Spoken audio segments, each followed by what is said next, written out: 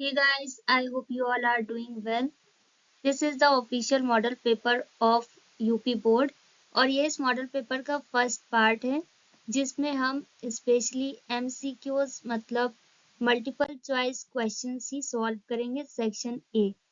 तो यहाँ पर फर्स्ट क्वेश्चन हमारे पास है the LCM of two numbers is 60, their HCF is 3, one of the numbers is 12, then the other number will be. और यहाँ पर ये चार ऑप्शंस हमारे पास हैं, तो इसे हमें सॉल्व करना होगा तभी हम इसका आंसर पता कर सकेंगे। तो इसके लिए हम सबसे पहले अदर नंबर को कुछ अज्यूम कर लेंगे।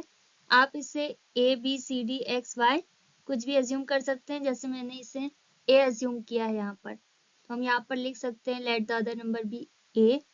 और फॉर्मूला नोट करेंगे product of two numbers equal LCM into HCF और वैल्यूज हमें पुट करनी होगी। दो नंबर्स यहाँ पर क्या है, ये लिखा हुआ है वन ऑफ द नंबर्स, मतलब पहली नंबर हमें बताई गई है क्या है 12 और दूसरी नंबर हमने क्या एज्यूम कर ली ए, तो ये हो जाएगा 12 इंटू ए। और एचसीएफ एलसीएम की जगह पर आपको इसकी वैल्यूज पुट करनी है। एलसीएम ऑफ टू नंबर्स कितना है, इसके बाद वाली वैल्यू दैट इज 60 और एचसीएफ की वैल्यू कितनी है 3। तो इसे बस आपको सॉल्व करना है और ए की वैल्यू पता करनी है। जिस तरीके से आप इसे सॉल्व करना चाहें कर सकते हैं। तो यहाँ पर ए की वैल्यू हमारे पास कितनी आएगी डिवाइड करने के बाद 15। तो यहाँ पर कौन सा ऑप्शन करेक्ट है, ऑप्शन सेकेंड। ओके, अगर आप एग्जाम में सभी क्वेश्चन सॉल्व करें तो भी करेक्ट है और डायरेक्ट अगर आप ओएमआर में इसे फिल करना चाहें तो भी करेक्ट है, लेकिन आपको सॉल्यूशन और आंसर करेक्ट पता होना चाहिए। Next is question number second. यहाँ पर बताया गया है the product of a non zero rational and irrational will be, और फोर ऑप्शंस हमारे पास हैं, तो इसमें से कौन सा ऑप्शन करेक्ट है। यहाँ पर एक रूल है कि कोई भी रैशनल और एक इरेशनल नंबर को जब हम सॉल्व करेंगे, चाहे हम उसका प्रोडक्ट पता करें या सम पता करें या उसे डिवाइड करें, तो हमेशा आंसर क्या आएगा, इरेशनल नंबर। ओके, तो यहाँ पर इसका आंसर क्या हो जाएगा, ऑलवेज एन इरेशनल नंबर। और इसके लिए मैंने ये एग्जाम्पल भी नोट कर दिया है, इसके जरिए भी आप इसे समझ सकते हैं। नॉन जीरो रैशनल नंबर मतलब जीरो के अलावा कोई एक रैशनल नंबर है दैट इज 2, और एन इरेशनल नंबर हमने अज्यूम कर लिया कि √5, तो इनका प्रोडक्ट क्या हो जाएगा 2√5। तो यहाँ पर हमेशा क्या होगा, एक इरेशनल नंबर आएगी जब भी एक रैशनल और इरेशनल नंबर को हम सॉल्व करेंगे। ओके, नेक्स्ट इज यहाँ पर हमारे पास थर्ड क्वेश्चन में बताया गया द पेयर ऑफ इक्वेशंस, और दो पेयर दिए गए हैं इक्वेशन के और ऑप्शंस हमें दिए गए। तो यहाँ पर ये पेयर ऑफ इक्वेशन से हम a1 b1 c1 और a2 b2 c2 इनकी वैल्यूज पता कर सकते हैं। तब यहाँ पर हम बता सकेंगे कि किस तरीके का सॉल्यूशन हमारे पास आएगा। यहाँ पर a1 की प्लेस में हमारे पास क्या है, x के साथ फर्स्ट इक्वेशन में कुछ भी नहीं है, तो a1 की प्लेस में क्या आ जाएगा 1, जहां पर कुछ भी नहीं होगा वहां पर 1 रहता है। फिर इसके बाद क्या है b1, तो b1 की प्लेस में हमारे पास क्या आ जाएगा 2, y के साथ वाली वैल्यू 2 है। और बिना x y वाली वैल्यू होती है c, तो c की प्लेस में हमारे पास क्या है -5। अगर माइनस का साइन है तो माइनस का साइन भी नोट करना होता है। इसी तरीके से सेकेंड इक्वेशन हमारे पास होती है a2x प्लस b2y और प्लस c2 इक्वल 0। तो यहाँ पर a2 की प्लेस में 4 है, b2 की प्लेस में 8 है और c2 की प्लेस में -20 है। अब इसे हमें अलग अलग सॉल्व करना है। तो यहाँ पर आपने कंडीशंस पढ़ी होंगी a1 upon a2 equal b1 upon b2 equal not c1 upon c2, या फिर सभी बराबर हैं, या फिर a1 upon a2 is not equal to b1 upon b2। इसके लिए पहले हमें a1 अपॉन a2 अलग पता करना होगा। यहाँ पर a1 अपॉन a2 की प्लेस में हमारे पास क्या आ जाएगा, a1 की प्लेस में 1 है और a2 की प्लेस में हमारे पास 4 है, तो ये हो जाएगा 1/4। सिमिलरली यहाँ पर b1 अपॉन b2 पता करना है। b1 की प्लेस में हमारे पास 2 है और b2 की प्लेस में हमारे पास 8 है, और इसे फर्दर सॉल्व किया जा सकता है। 2 1 जार 2, 2 4 जार 8, तो यहाँ पर हमारे पास क्या आएगा 1/4, और इसे अब हम और सॉल्व नहीं कर सकते। सिमिलरली यहाँ पर हम c1 अपॉन c2 पता कर सकते हैं। और C1 की प्लेस में हमारे पास क्या है -5 और C2 की प्लेस में हमारे पास क्या है -20। और इसे भी हम सॉल्व कर सकते हैं, माइनस से माइनस कैंसिल हो जाएगा, 5 1 जार 5 एंड 5 4 जार 20। तो यहाँ पर सभी वैल्यूज बराबर आए। तो यहाँ पर क्या आ जाएगा A1/A2 is equal to B1/B2 is equal to C1/C2। अब क्योंकि यहाँ पर सभी वैल्यूज बिल्कुल बराबर हैं तो यहाँ पर दोनों लाइन एक दूसरे के ऊपर होंगी।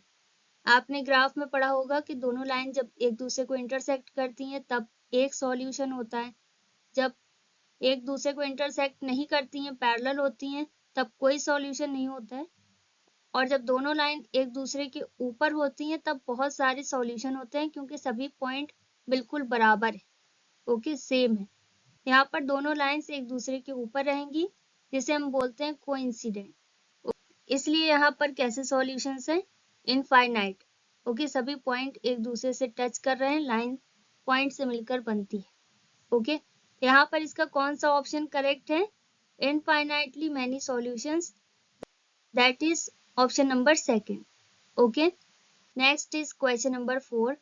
अब यहाँ पर बताया गया है कि लार्जेस्ट नंबर हमें पता करनी है जो कि डिवाइड करती है 70 और 125 को, और इसमें रिमाइंडर भी बचता है 5 और 8 रिस्पेक्टिवली, मतलब क्रम से, और इसके 4 ऑप्शंस हमारे पास हैं।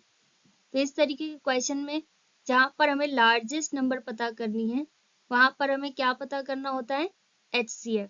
लेकिन HCF पता करने से पहले अगर रिमाइंडर बच रहा है तो पहले नंबर से हमें रिमाइंडर माइनस करना होता है। तो 70 में से हम यहाँ पर सबसे पहले 5 माइनस कर देंगे तो हमारे पास कितना आ जाएगा 65, और फिर 125 में हमें 8 माइनस करना होगा तो यहाँ पर हमारे पास क्या आ जाएगा 170, ओके। क्रम से ही माइनस करना है इसे। और फिर इसके बाद हमें जो हमारे पास वैल्यूज आई हैं उसका HCF पता करना है। HCF आप किसी भी एक मेथड से पता कर सकते हैं, यूक्लिड डिवीजन मेथड से भी, और इसे फैक्टराइज करके भी आप पता कर सकते हैं।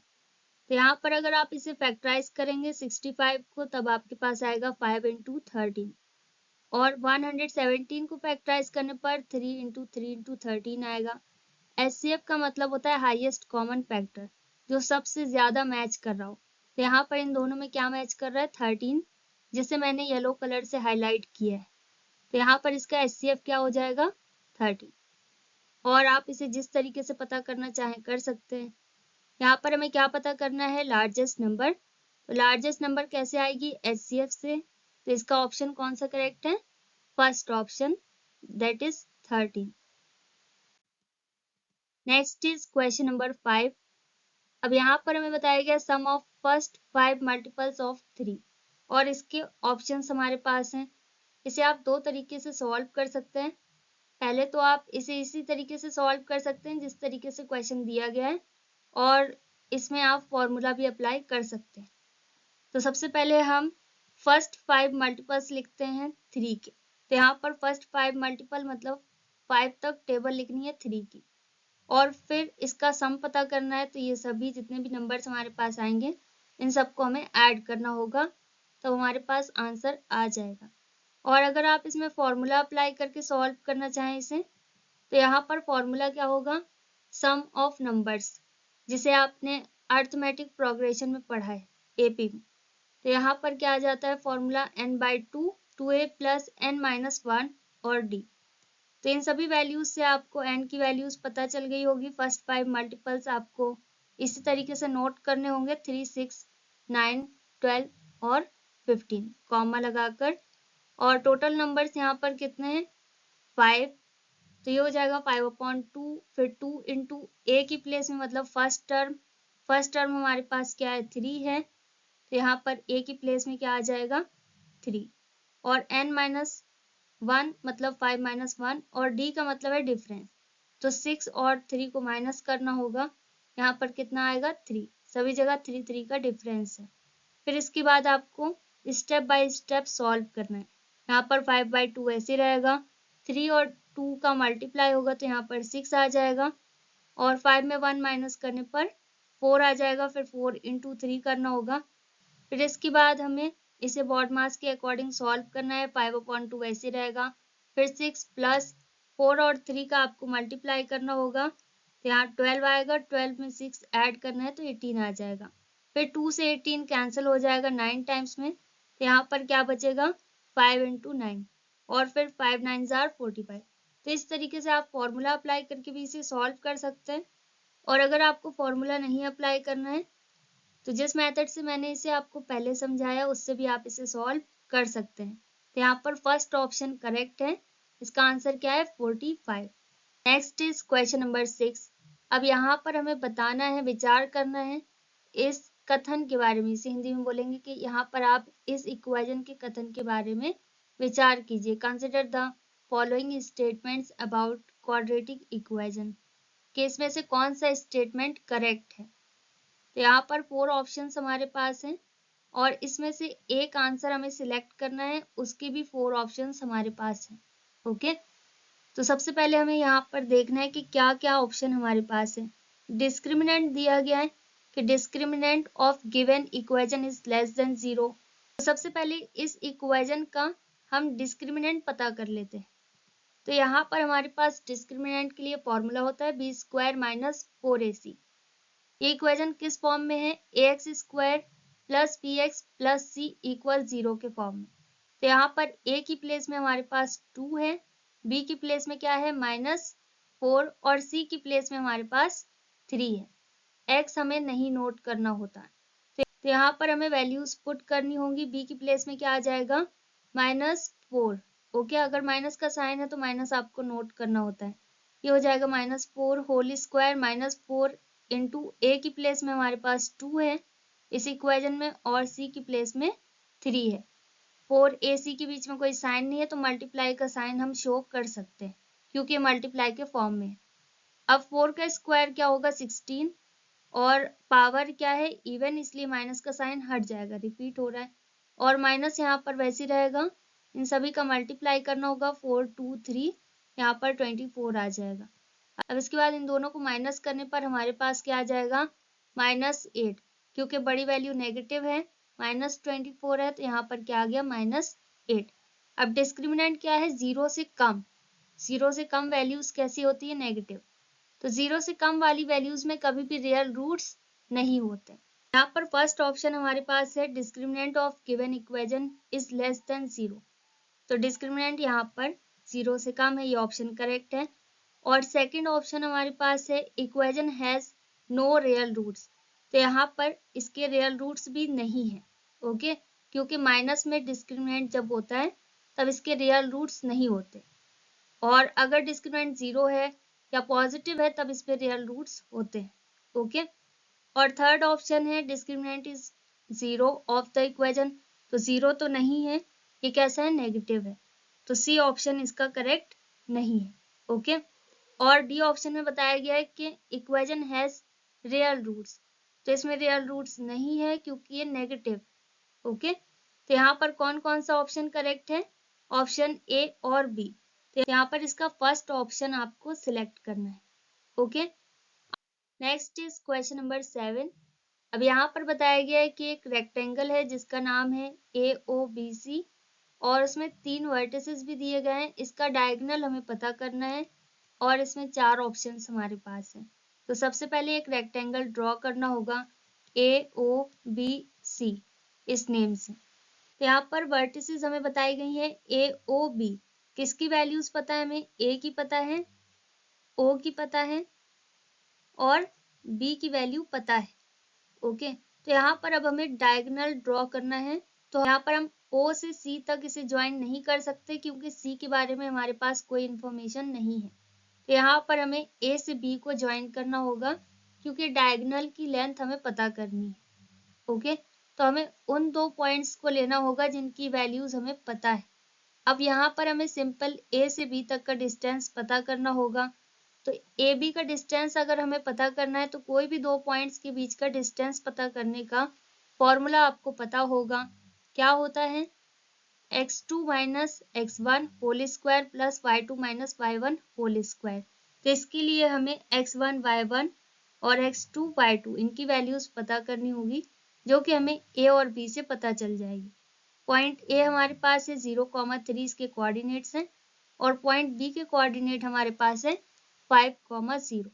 तो यहाँ पर x1 की प्लेस में हमारे पास क्या है 0, y1 की प्लेस में 3। फिर बी पॉइंट में हमारे पास है x2, y2। तो x2 की प्लेस में हमारे पास 5 है और y2 की प्लेस में 0 है। तो अब हमें बस वैल्यूज पुट करनी है। अब इसके बाद इसे और सॉल्व करना होगा। इनको माइनस कर सकते हैं, 5 में 0 माइनस करेंगे 5 ही रहेगा, स्क्वायर है तो 5 का स्क्वायर हो जाएगा, प्लस 0 में 3 माइनस करने पर -3 रहेगा और इसका भी स्क्वायर हो जाएगा। 5 का स्क्वायर 25 और -3 का स्क्वायर 9 होगा। माइनस का साइन हट जाएगा क्योंकि पावर इवन है। अब दोनों को ऐड करना है तो √34 आएगा। अब क्योंकि अगर हम इसे फैक्टराइज करें तो कुछ भी रूट से बाहर नहीं आएगा। यहाँ पर करेक्ट आंसर क्या है √34, that is option number 3। Okay, तो ऑप्शन थर्ड यहाँ पर सही है। अब इसके बाद है क्वेश्चन नंबर 8। यहाँ पर हमें बताया गया है कि एक रूट है इस क्वाड्रेटिक इक्वेशन का 1/2 जो कि इसके बाद दिया गया है और यहाँ पर हमें k की वैल्यू पता करनी है और 4 ऑप्शंस हमारे पास है। तो कहीं पर भी अगर एक रूट बताया जाएगा, रूट का मतलब है x की वैल्यू। ओके, तो यहाँ पर x की वैल्यू हमारे पास है तो x की जगह पर x की वैल्यू पुट करनी है। x की जगह पर हमें क्या पुट करना है 1/2, ये इसकी वैल्यू बताई गई है। तो इक्वेशन हमारे पास है x² plus kx minus 5/4 equal 0। तो इस इक्वेशन को हमें नोट करना है और सभी जगह x की वैल्यू पुट करनी है। तो यहाँ पर आ जाएगा 1/2 होल स्क्वायर प्लस k वैसे रहेगा, x की जगह पर 1/2 माइनस 5/4 इक्वल 0। अब 1/2 का स्क्वायर करने पर ये 1/4 हो जाएगा, प्लस k का 1 में मल्टीप्लाई करेंगे तो k/2 हो जाएगा और माइनस 5/4 वैसे रहेगा। अब इन सभी को आप एलसीएम लेकर भी सॉल्व कर सकते हैं और अल्फाबेट वाली वैल्यूज एक साइड और न्यूमेरिकल वैल्यूज को एक साइड भी नोट कर सकते हैं। तो यहाँ पर मैंने अल्फाबेट वाली वैल्यूज को एक साइड और न्यूमेरिकल वैल्यूज को एक साइड कर दिया है। एलएचएस में हमारे पास k/2 है, ये सिंगल वैल्यू है और न्यूमेरिकल वैल्यूज रिपीट हो रही हैं तो इन्हें हमने रिप्लेस किया। 5/4 माइनस का था तो पॉजिटिव हो जाएगा, 1/4 पॉजिटिव है तो नेगेटिव हो जाएगा। अब एलसीएम लेकर आप इसे सॉल्व कर सकते हैं। 4 से 4 डिवाइड हो जाएगा वन टाइम में और 2 भी क्रॉस मल्टीप्लाई होगा तो यहाँ पर आ जाएगा 1 × 2। तो k की वैल्यू हमारे पास कितनी आ जाएगी 2। तो k की वैल्यू यहाँ पर हमें पता करनी थी, k की वैल्यू हमारे पास आ गई। यहाँ पर कौन सा ऑप्शन करेक्ट है, option first. Next is question number 9। 2 triangles are similar और यहाँ पर हमारे पास 4 ऑप्शंस हैं। तो कोई भी दो ट्राइंगल्स कब सिमिलर होते हैं, जब इनके एंगल्स बराबर हों और साइड्स का रेशियो सेम हो। ओके, क्योंकि यहाँ पर ट्राइंगल का साइज अलग होता है। तो यहाँ पर फर्स्ट ऑप्शन है if their corresponding angles are equal, angles के साथ साथ यहाँ पर साइड्स भी प्रोपोर्शन में होनी चाहिए। और सेकंड ऑप्शन है if their corresponding sides are in the same ratio या फिर प्रोपोर्शन। और थर्ड ऑप्शन है बोथ। तो यहाँ पर थर्ड ऑप्शन बिल्कुल करेक्ट है। ये दोनों ही क्राइटेरिया या फिर ये दोनों कंडीशंस फुलफिल होंगी तभी ट्राइंगल्स, कोई भी दो ट्राइंगल सिमिलर होते हैं। Okay, next is question number 10। अब यहाँ पर बताया गया है कि एक राइट एंगल ट्राइंगल है जिसका नाम है ABC और यहाँ पर एंगल C 90 डिग्री इसका है। AC की मेजरमेंट बताई है, BC की बताई है और मीडियन की मेजरमेंट हमें पता करनी है जो कि पॉइंट C से होकर जा रही है और इसके ऑप्शंस हमें बताए गए हैं। तो सबसे पहले हमें एक राइट एंगल ट्राइंगल ड्रॉ करना होगा जिसका नाम है ABC। अब क्योंकि यहाँ पर C में क्या है 90 डिग्री का एंगल बन रहा है तो AC हमें बताया गया है कितना है 3 सेंटीमीटर्स। तो यहाँ पर AC की प्लेस में हमारे पास क्या है 3 सेंटीमीटर्स और BC हमें बताया गया है BC कितना है 4 सेंटीमीटर्स। तो BC की प्लेस में क्या है 4 सेंटीमीटर, तो यहाँ पर आ जाएगा 4। तो सबसे पहले हमें AB की वैल्यू पता करनी है। तो यहाँ पर क्योंकि राइट एंगल ट्राइंगल बन रहा है तो हम पाइथागोरस थ्योरम अप्लाई कर सकते हैं। पाइथागोरस थ्योरम क्या होता है, h² मतलब हाइपोटेनस का square is equal to b² plus b² perpendicular square plus base square. तो यहाँ पर हाइपोटेनस क्या है AB, जो कुछ भी स्लाइड के फॉर्म में होता है वो हाइपोटेनस है और सबसे बड़ी साइड होती है। तो यहाँ पर आ जाएगा AB square is equal to AC square plus BC square. अब क्योंकि यहाँ पर हमें AB ही पता करना है तो AB सब जगह वैसे ही रहेगा और AC की वैल्यू हमें बताई गई कितनी 3 है और BC 4 है, तो हो जाएगा 3 का स्क्वायर प्लस 4 का स्क्वायर, और 3 का स्क्वायर क्या होता है 9 प्लस 4 का हो जाएगा 16। इन दोनों को ऐड करने पर 25 आएगा, स्क्वायर रूट में चेंज होगा। ये सारी चीजें आपको पता ही होगी क्योंकि यहाँ पर हमें सिर्फ AB की वैल्यू पता करनी है, तो स्क्वायर भी यहाँ से रिप्लेस होगा।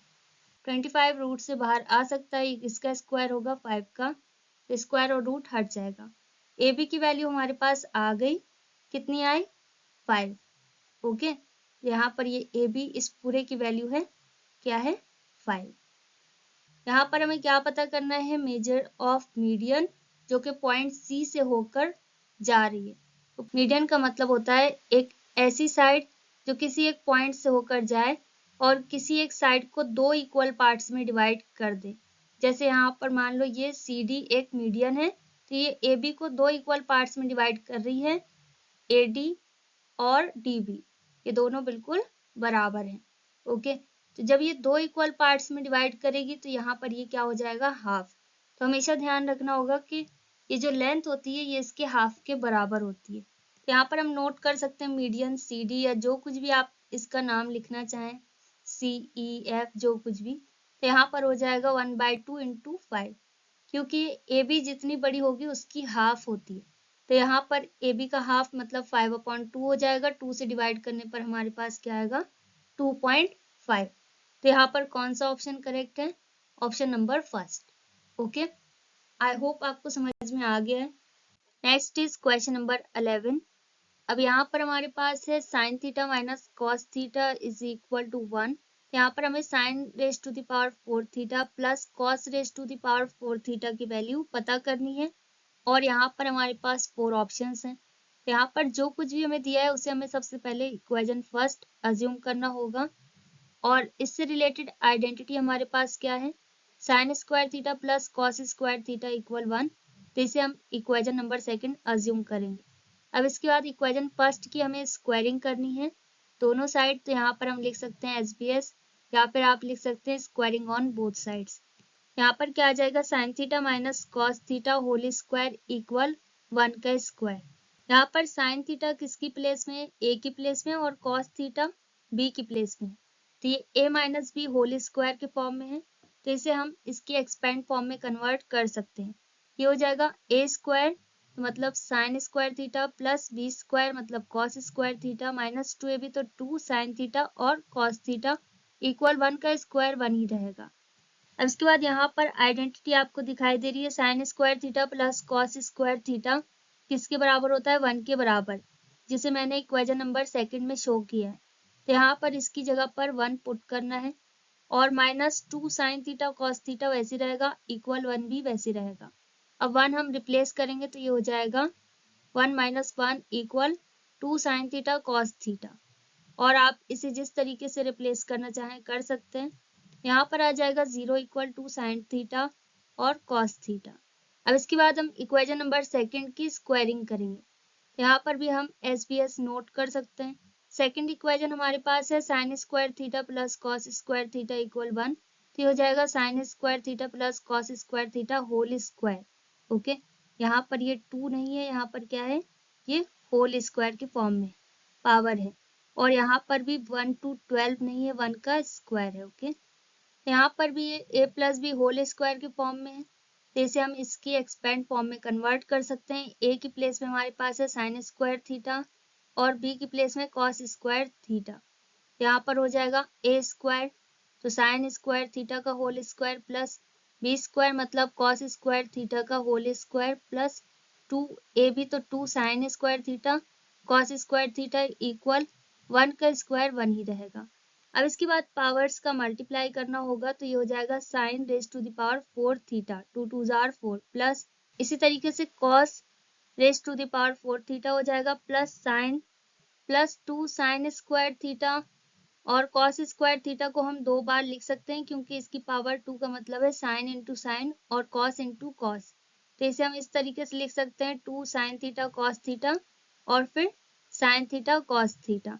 इक्वल 1 वैसे रहेगा। अब यहाँ पर 2 साइन थीटा कॉस थीटा क्यों लिखा? क्योंकि यहाँ पर हमारे पास वैल्यू आई थी दैट इज इक्वल 0। तो यहाँ पर इस पूरे की जगह पर क्या आ जाएगा? 0। यहाँ पर sine raise to the power 4 theta plus cos raise to the power 4 theta वैसे रहेगा, और plus 2 sine theta cos theta की जगह पर क्या आ जाएगा? 0, और into sine theta cos theta वैसे रहेगा इक्वल 1। अब 0 से किसी भी वैल्यू में मल्टीप्लाई होता है तो वो वैल्यू कितनी भी बड़ी हो या छोटी हो 0 में कन्वर्ट हो जाएगी। तो यहाँ पर हमारे पास क्या बचा? Sine raise to the power 4 theta plus cos raise to the power 4 theta, और 0 से मल्टीप्लाई होने के बाद साइन थीटा कॉस थीटा भी 0 में कन्वर्ट हो गया। तो यहाँ पर क्या बचा? प्लस 0 इक्वल 1 वैसे रहेगा। अब 0 को हम इग्नोर भी कर सकते हैं और रिप्लेस करने पर कुछ भी चेंज नहीं रहेगा। यहाँ पर हमारे पास क्या आ गया? Sine raise to the power 4 theta plus cos raise to the power 4 theta equal 1। यहाँ पर इसी की वैल्यू हमें पता करनी थी, इसकी वैल्यू हमारे पास आ गई। तो यहाँ पर ऑप्शन नंबर फर्स्ट करेक्ट है। Next is question number 12। अब यहाँ पर हमें बताया गया कि sine 2a equal to sine a is true when a equal to.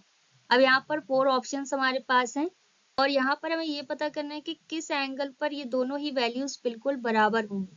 तो यहाँ पर एंगल क्या होगा? 0। ओके, किस थीटा की वैल्यू पर ये दोनों वैल्यूज बिल्कुल बराबर हैं। तो यहाँ पर a की वैल्यू सबसे पहले पुट करते हैं 0। तो यहाँ पर आ जाएगा साइन 2 इंटू ए की जगह पर 0 डिग्री इक्वल टू साइन ए की जगह पर 0 डिग्री। अब इसके बाद 2 से 0 में मल्टीप्लाई करने पर ये 0 में कन्वर्ट हो जाएगा, तो 0 ही डिग्री रहेगा। अगर यहाँ पर ए की जगह पर 0 ना होकर 30 डिग्रीज होता तब 32 जार कितना हो जाता है? यहाँ पर 60 डिग्रीज। तो फिर साइन 60 की वैल्यू नोट करनी होती। इसी तरीके से RHS में हमारे पास है 2 साइन ए और ए की जगह पर आ गया 0 डिग्री, तो साइन 0 की वैल्यू क्या होती है? 0, 2 वैसे रहेगा। तो अब हम 2 से मल्टीप्लाई करेंगे 0 में तो 0 आएगा, और साइन 0 की वैल्यू भी 0 होती है। यहाँ पर 0 डिग्री वैल्यू पुट करने पर दोनों साइड बिल्कुल बराबर आंसर आ रहा है जो कि 0 है। लेकिन अगर आप 30 पुट करें ए की जगह पर या 45 पुट करें तो सभी में वैल्यूज अलग आएंगी।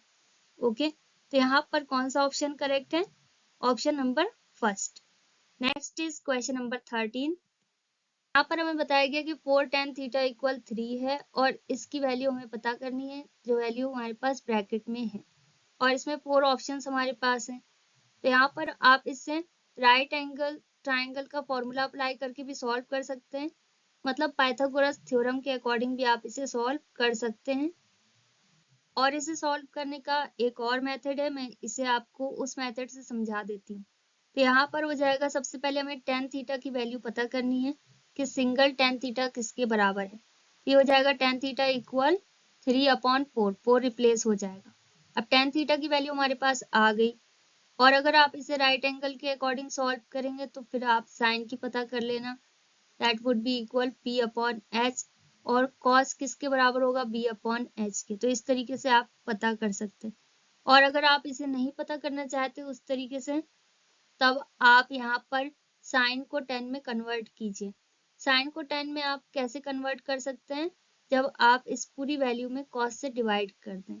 ओके, तो यहाँ पर मैं आपको इसे दूसरे तरीके से सॉल्व करके बता देती हूँ। यहाँ पर क्या आ जाएगा? 4 sine theta upon cos theta. Sine theta में कॉस थीटा से डिवाइड करना है और कॉस थीटा में भी कॉस से डिवाइड करना है। सिमिलरली यहाँ पर डिवाइडेड बाय 4 साइन थीटा के नीचे भी हमें कॉस थीटा से डिवाइड करना है और कॉस में भी हमें कॉस से डिवाइड करना है। इसके बाद यहाँ पर 4 वैसे रहेगा, sine theta upon cos theta किस में कन्वर्ट हो जाएगा? tan थीटा में, और cos थीटा से cos थीटा डिवाइड हो जाएगा तो यहाँ पर क्या आ जाएगा? 1।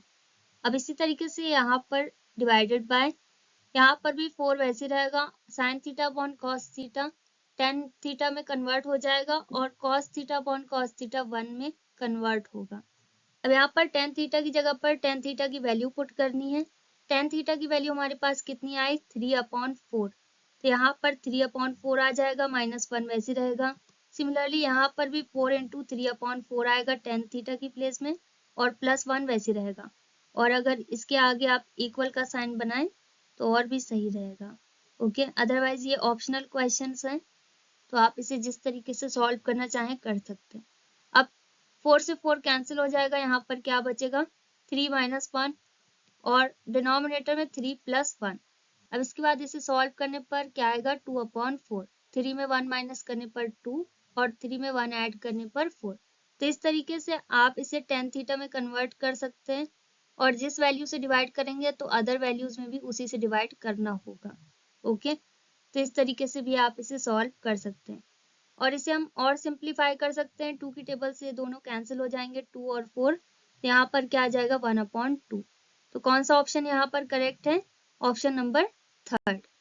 Okay, next is question number 14। यहाँ पर हमें जिसकी वैल्यू पता करनी है उसे हम नोट कर सकते हैं। तो सबसे पहले हम सेक और tan इसे चेंज करेंगे साइन में, क्योंकि हम इसे चेंज कर सकते हैं। तो सेक की प्लेस में हम क्या नोट कर सकते हैं 1/cos a और tan की प्लेस में क्या नोट कर सकते हैं sin a/cos a।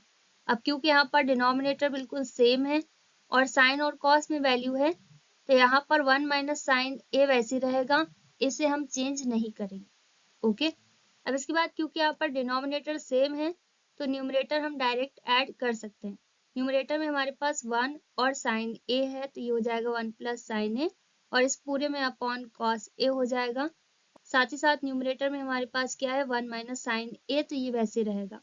अब एक बार 1 प्लस साइन ए है हमारे पास न्यूमरेटर में और एक बार 1 माइनस साइन ए, तो यहाँ पर हम कौन सी आइडेंटिटी अप्लाई कर सकते हैं a plus B A minus B की, और ये किस में कन्वर्ट होगा A square minus B square में, क्योंकि सेम वैल्यू जब एक बार प्लस के साइन के साथ होती है और एक बार माइनस के साइन के साथ होती है, यहाँ पर फर्स्ट वैल्यू का स्क्वायर माइनस सेकंड वैल्यू का स्क्वायर हो जाता है। तो यहाँ पर क्या आएगा 1 का स्क्वायर, क्योंकि फर्स्ट वैल्यू हमारे पास 1 है और सेकेंड वैल्यू हमारे पास क्या है साइन ए, तो प्लस माइनस माइनस में कन्वर्ट होगा और साइन भी स्क्वायर में कन्वर्ट होगा, तो हो जाएगा sine square A upon cos A वैसे रहेगा। अब क्योंकि यहाँ पर क्या है 1 स्क्वायर माइनस साइन स्क्वायर ए, 1 स्क्वायर का मतलब होता है 1, तो यहाँ पर राइट साइड आपको दिखाई दे रहा है ये आइडेंटिटी 1 माइनस साइन स्क्वायर ए जिसके बराबर होता है कॉस स्क्वायर ए के बराबर। तो इस पूरी की जगह पर क्या आ जाएगा cos square A upon cos A वैसे रहेगा। अब कॉस से एक कॉस ए कैंसिल हो जाएगा, तो यहाँ पर सिर्फ कॉस ए बचेगा। और अगर नहीं समझ में आए तो कॉस स्क्वायर ए है, इसे आप 2 बार नोट कर सकते हैं cos A into cos A करके, और अपॉन कॉस ए है, तो इससे एक कॉस ए कैंसिल हो जाएगा, क्या बचेगा 1 टाइम कॉस ए, तो यहाँ पर आंसर क्या है कॉस ए। और अगर यहाँ पर 1 सेक ए होता तब हम इसे पलट देते, तो यहाँ पर आ जाएगा 1 सेक ए। तो जिस तरीके से आपको ऑप्शंस दिए हो उसके अकॉर्डिंग आपको सॉल्व करना होगा, सभी दोनों ब्रैकेट की वैल्यूज को सेम करना है और सॉल्व करना है। Okay, next is question number 15। यहाँ पर बताया गया द एरिया ऑफ सेक्टर हमें पता करना है ऐसे सर्कल का जिसका रेडियस 7 है और एंगल यहाँ पर क्या बन रहा है 60 डिग्रीज का। तो इसके लिए एक पर्टिकुलर फॉर्मूला होता है। अब यहाँ पर ऑप्शंस थोड़े मिसप्रिंट हैं, तो अभी इसे सॉल्व करते हैं, फिर इसके बाद इसका आंसर पता चलेगा।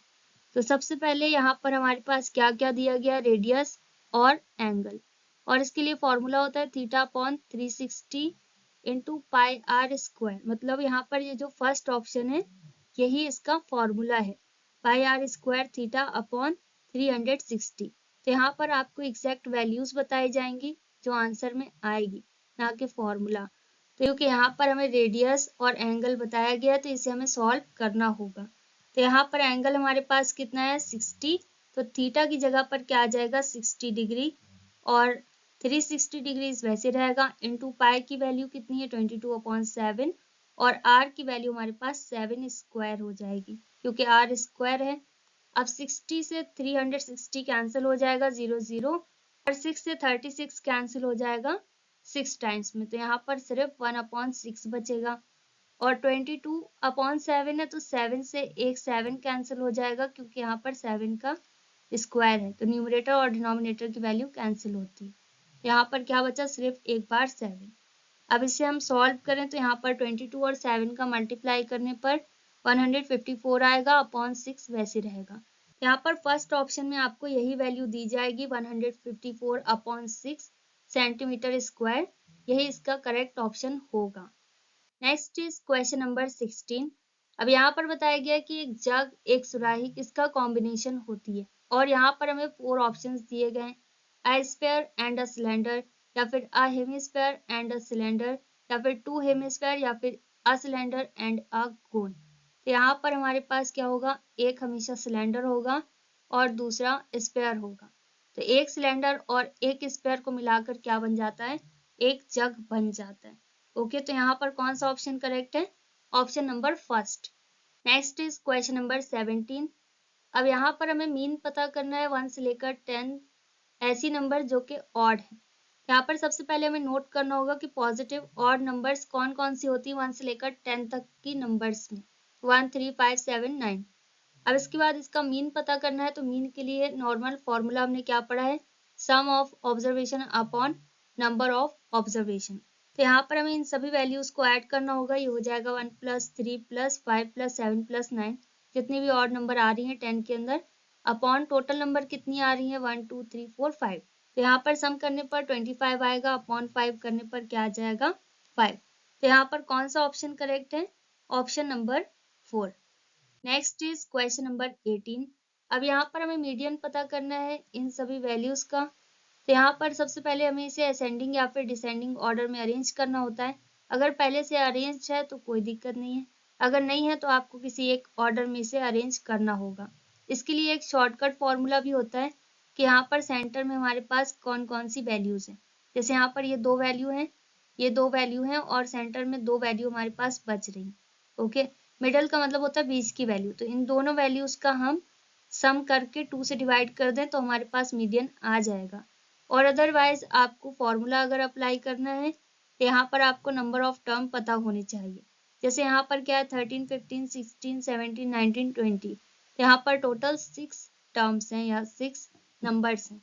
तो यहाँ पर n की वैल्यू हमारे पास क्या है 6। क्योंकि नंबर ऑफ टर्म्स कैसे हैं, इवन, तो यहाँ पर हमें इवन का फॉर्मूला अप्लाई करना होगा। इवन के लिए फॉर्मूला होता है n/2 ts term plus n/2 + 1 ts term upon 2। अब n की जगह पर क्या आ जाएगा 6, क्योंकि नंबर ऑफ टर्म्स उतने ही हैं। अब इसके बाद अगर हम 2 से इसे डिवाइड करें तो थर्ड टर्म आ जाएगा, और यहाँ पर थर्ड प्लस 1, 3 + 1 कितना होगा 4th term upon 2। Third number पर हमारे पास कौन सा टर्म है, इसे हमें असेंडिंग ऑर्डर में चेक करना होगा। यहाँ पर हमारे पास है 16 और फोर्थ नंबर पर 17। तो यहाँ पर थर्ड नंबर पर हमारे पास आ जाएगा 16 और फोर्थ नंबर पर आ जाएगा 17, और ये हो जाएगा अपॉन 2। अब इसके बाद यहाँ पर इन दोनों को ऐड करना है, ऐड करने पर आ जाएगा 33, और यहाँ पर हो जाएगा अपॉन 2। अब 2 से यहाँ पर क्योंकि डिवाइड नहीं किया गया है तो इसमें कौन सा ऑप्शन करेक्ट है, option number 3। Next is question number 19। अब यहाँ पर हमें बताया गया कि मीन ऑफ सम ऑब्जर्वेशन कितना है 27, और मोड बताया गया है कितना है 45, और यहाँ पर हमें मीडियन पता करना है। ऑप्शंस भी हमें दिए गए हैं, तो यहाँ पर हमें फॉर्मूला पता होना चाहिए। तो मोड का फॉर्मूला हमें पता है क्या है 3 मीडियन - 2 मीन, और यहाँ पर आप मीडियन के लिए भी फॉर्मूला अप्लाई कर सकते हैं। इसके फॉर्मूले और मैंने ये पूरा चैप्टर पढ़ाया हुआ है, लिंक आपको डिस्क्रिप्शन में मिल जाएगा, तो आप चेक कर सकते हैं। यहाँ पर मोड की वैल्यू हमें बताई गई है कितनी है 45, 3 मीडियन वैसे रहेगा, और 2 इंटू मीन की वैल्यू हम पुट कर सकते हैं कितनी है 27, ये हमें क्वेश्चन में दी गई। अब इसके बाद यहाँ पर 27 और 2 का मल्टीप्लाई करना है, फिर 54 को हमें रिप्लेस करना है, फिर इसके बाद इसे ऐड करना है, और फिर 3 से हमें इसे डिवाइड करना है, तो मीडियन की वैल्यू हमारे पास कितनी आ जाएगी 33। यहाँ पर कौन सा ऑप्शन करेक्ट है, option number 2। Next is question number 20। अब यहाँ पर हमें पता करना है कि अगर हम एक डाई को फेंकते हैं, एक पासे को फेंकते हैं, तो उसमें 3 से कम ऑड नंबर आने की प्रोबेबिलिटी क्या है। सबसे पहले ऑड नंबर हमें पता करनी है जो कि लेस देन 3 है। तो यहाँ पर सिर्फ 1 ऐसी ऑड नंबर है जो 3 से कम है, 2 ऑड नंबर है नहीं, और 3 को हम इंक्लूड नहीं कर सकते। अब एक डाई में कितने नंबर्स होते हैं, तो टोटल नंबर कितने हैं 6। तो यहाँ पर प्रोबेबिलिटी पता करने का फॉर्मूला क्या है, number of favourable outcomes upon total number of outcomes. तो टोटल नंबर कितने हैं 6, और फेवरेबल मतलब कितने आए हैं, तो यहाँ पर क्या आ जाएगा 1/6। ओके, तो इसका आंसर क्या है 1/6 क्योंकि इसे और सिंप्लीफाई नहीं किया जा सकता। तो सभी मल्टीपल चॉइस क्वेश्चंस हमने सॉल्व किए। अगर आपको इसमें कहीं पर कोई भी डाउट है तो वीडियो को रिवाइंड करके देख लें, आपके डाउट्स क्लियर होंगे। That's all in this video. We'll meet in our next video very soon. Till then, stay happy, stay tuned, stay connected. Take care. Bye bye.